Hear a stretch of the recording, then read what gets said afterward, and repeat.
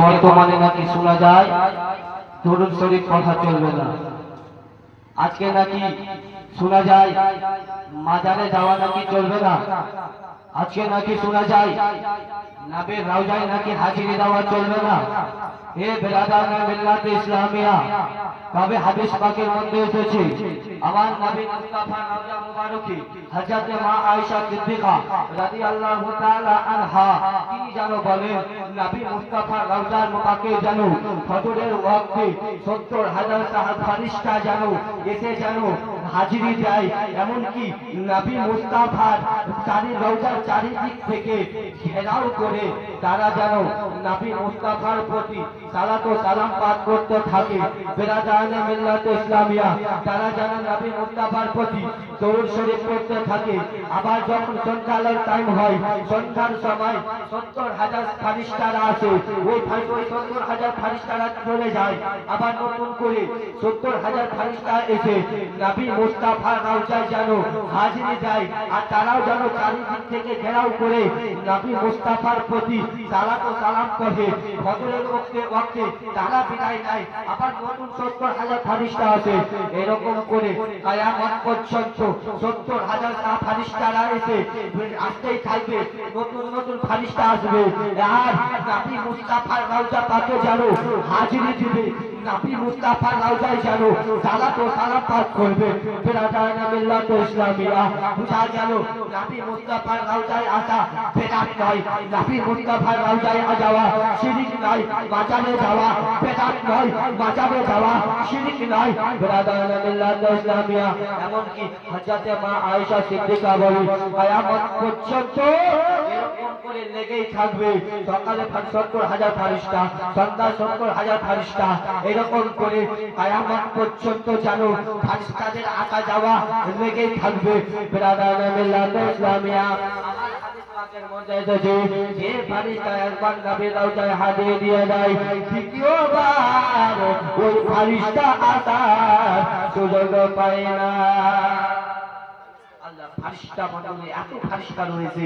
বিরাদারানে মিল্লাত ইসলামিয়া, হযরত উমর ফারুকের জামানায় মুলকে শাম জয় করা হলো।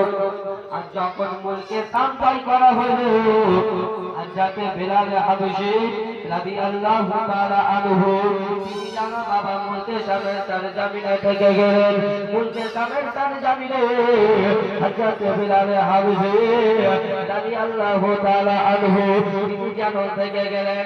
আর মদিনায় আসেন নাই হযরত বিলাল হাবশী রাদিয়াল্লাহু তাআলা আনহু জানো একদিন স্বপ্নে দেখতে আসে দয়াল নবী মায়ার নবী মুস্তাফা আমার জানো বেলালকে বলতে আসে, ও বেলাল, ও বেলাল বলো তুমি আমার প্রতি জুলুম কেন করতে আসো? বেলাল বেলালকে বলতে আসে, ও বেলাল বলো তুমি আমার প্রতি জুলুম কেন করতে আসো? বেলাল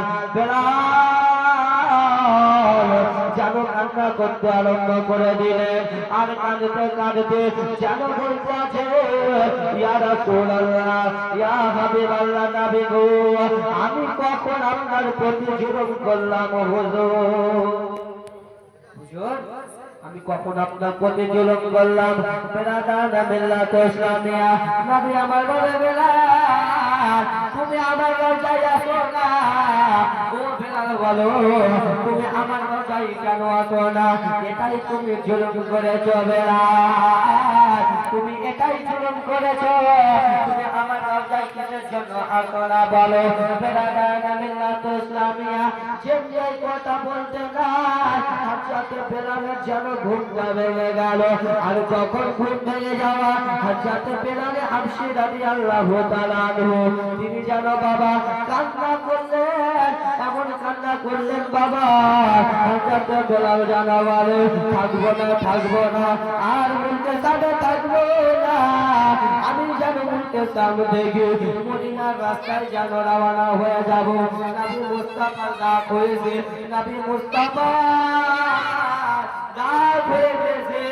আমি আর মুলকে সামনে থাকবো না। হযরত বিলাল হাবশী রাদিয়াল্লাহু তাআলা আনহু বাবা যাতে বেলালে হামসি রাদিয়াল্লাহু তাআলা আনহু জানো বাবা সফরের সামানটা তৈয়ার করে নিয়া যাতে বেলাল হামসি রাদিয়াল্লাহু তাআলা আনহু জানো মুলকের শাম থেকে বাবা মদিনার দিকে রওনা হয়ে গেল মুলকের শাম থেকে মদিনার দিকে যখন রওনা হয়ে গেলেন হযরতে বেলাল হাবশী রাদিয়াল্লাহু তাআলা আনহু জানো বাবা প্রথমে নবী মুস্তাফার রওজায় ওই মসজিদে নববী শরীফে যেন হাজিরি দিয়ে দিলেন হযরতে বেলাল হাবশী রাদিয়াল্লাহু তাআলা আনহু সর্বপ্রথমে যেন নবী মুস্তাফার রওজায় যেন হাজিরি দিয়ে দিলেন নবী মুস্তাফার রওজায় যাওয়ার পরে যেন সালাম দিতে আসেন আসসালাতু ওয়াসসালামু আলাইকা ইয়া রাসূলুল্লাহ আসসালাতু ওয়াসসালামু আলাইকা ইয়া হাবিবাল্লাহ নবী আপনি দেখেছেন হুজুর আমি বেলাল আপনার গোলাম যেন আপনার কাছে ছুটে এসেছি হুজুর হে মুসলমান যেমনি কথা বলতে নাই হযরতে বেলাল হাবশী রাদিয়াল্লাহু তাআলা আনহু যেন বাবা করতে জানো নবী মুস্তাফার কবরের মাটিতে যেন নিজের কপালখানা লাগিয়ে দিয়েছে বন্ধু হযরতে বেলাল হাবশী রাদিয়াল্লাহু তাআলা আনহু জানো নিজের কপালখানা নবীজির কবরের মাটির উপরে রেখে দিয়েছেন আর যেন বেলাল কেঁদে যায় এই দুইটি মধ্যে বেলাল যে মদিনায় এসেছে এর খবরটা জানো বাবা পুরা মদিনা শহরে খবর ছড়িয়ে গেল যে বেলাল যেন মদিনায় এসেছে বেলাল যেন মদিনায় এসেছে এই খবরটা জানো বাবা কি বলে পুরা মদিনা শহরে ছড়িয়ে গেল আর যখনই পুরা মদিনা শহরে ছড়াতে নাই পুরা মদিনা নগরের বাসীরা যেন মসজিদের নববী শরীফের কাছে এসে যেন ভিড় লাগিয়ে দিল সবাই জানো মসজিদের নববী শরীফের কাছে এসে জানো সবাই জানো ভিড় লাগিয়ে দিয়েছে হযরতে বেলালের কান্না দেখে জানো সবাই জানো বাবা কান্না করতে লেগেছে পুরা মদিনা নগরে জানো আজকে মনে হচ্ছে নবীজি আজকে নবী জগতের বুকে জাহিলি হালাতের মধ্যে নবীজি মনে হচ্ছে নবী মুস্তাফা আজকে বুকে যেন জাহিলি আয়াত হয়েছে সবার পুরা মদিনা নগরের লোকেদের যেন এই কথাটা মনে হলো বাবা কেন না বেলাল মদিনায় এসেছে সবাই যখন বাবা বেলালের কান্না দেখে সবাই যখন কান্না করে ইমাম হাসান হোসেন দুই ভাই জানো বাবা ইমাম হাসান হোসেন দুই ভাই যেন এসে হাজির হয়ে গিয়েছে বিরাদার মিল্লাত ইসলামিয়া দুই ভাইও যখন চলে এসেছে বেলাল জানো বাবা কেঁদে যায় জানো বেলাল যখন ইমাম হাসান হোসেনকে দেখলো হযরতে বেলাল জানো আর দেরি করলো না ইমাম হাসান হোসেনের জানো বাবা গলাখানা ধরে জানো বাবা বুকের সাথে বুক লাগাইয়া জানো কান্না করতে আছে বন্ধু এত কান্না করে মানুষের মনে যেন একটা আশা জেগে গেল একটা আকাঙ্ক্ষা জেগে গেল কি আশা জাগলো কি আকাঙ্ক্ষা জাগলো এই আশাটাই জাগলো যে বেলালের মুখে আজকে আযান শুনবে বেলালের মুখে আজকে সবাই যেন আযান শুনবে ওই মধুর সুরে আযান কিন্তু কেউ যেন বেলালকে বলার জন্য চেষ্টা করে না কেননা সবাই মনে করলো আজকে যদি আমরা বেলালকে আযান দিতে বলে বেলাল আমাদের কথায় আযান দেবে না কেননা নবীজির ইন্তেকালের পরে হযরতে সাইয়্যিদানা আবু বকর সিদ্দিক রাদিয়াল্লাহু তাআলা আনহু বেলালকে জানা বলেছিল ও বেলাল তুমি আযান দাও কিন্তু হযরতে বেলাল জানো সেদিন আবু বকরকে বলেছিল ও আবু বকর বলো আমি যখন উমাইয়ার বাড়িতে ছিলাম আমি নবীজির কলমা পড়ার কারণে উমাইয়া যখন আমাকে যেন কষ্ট দিতেছিল, চাবুকে আঘাত করতেছিল, আমি বেলালকে যেন আগুনের উপরে যখন ফেলেছিল, বালুর উপরে ফেলে বুকের উপরে পাথর চাপিয়ে দিয়েছিল। ও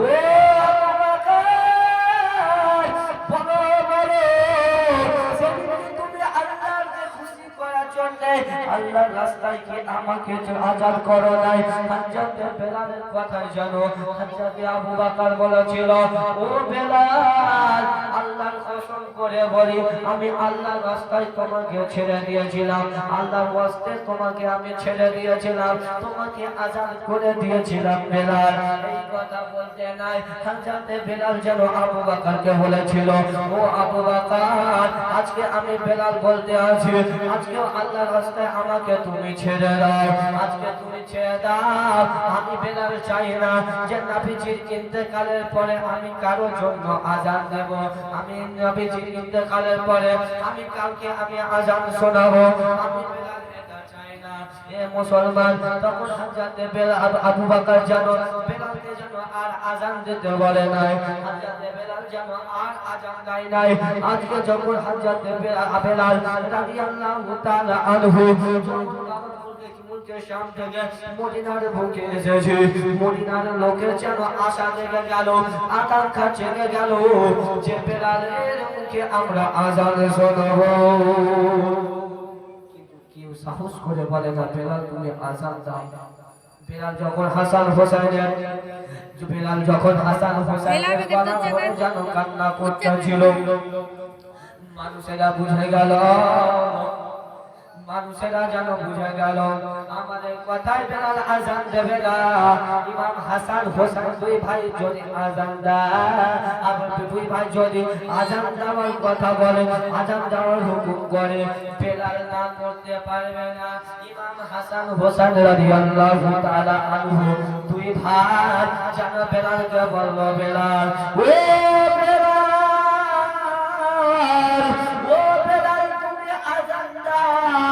যেভাবে তুমি আমার নানা মুস্তাফার জামানাতে যেভাবে তুমি যে জায়গাতে গিয়ে যেভাবে তুমি মধুর সুরে আজান দিতে, ও বেলাল তুমি সেই সুরে তুমি আজান দাও।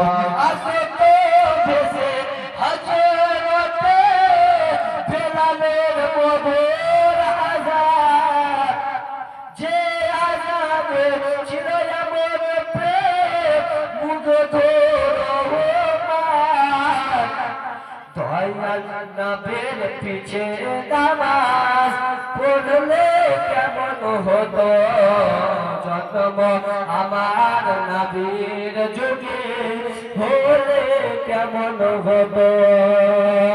তুই নয়নে রাসূলে পাক, তুই নয়নে রাসূলে পাক দেখলে কেমন হতো জন্ম আমার নবীর যুগে হলে কেমন হলো।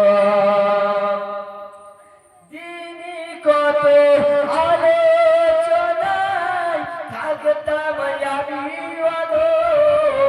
সামনে রাসূল পাক হলো, পাশে সাহাবাগণ আবু বকর উমর উসমান আলী কেমন হতো জন্ম আমার নবীর যুগে হলে কেমন হতো। মুসলমান, হাসান হোসেন দুই ভাই যখন বেলালকে বলেছে, বেলাল তুমি আজান দাও, হযরত বেলাল রাদিয়াল্লাহু তাআলা আনহু জানো বাবা ওই জায়গাতে চলে গেল যে জায়গাতে নবী মুস্তাফার জামানাতে দাঁড়িয়ে গিয়ে আজান দিতে।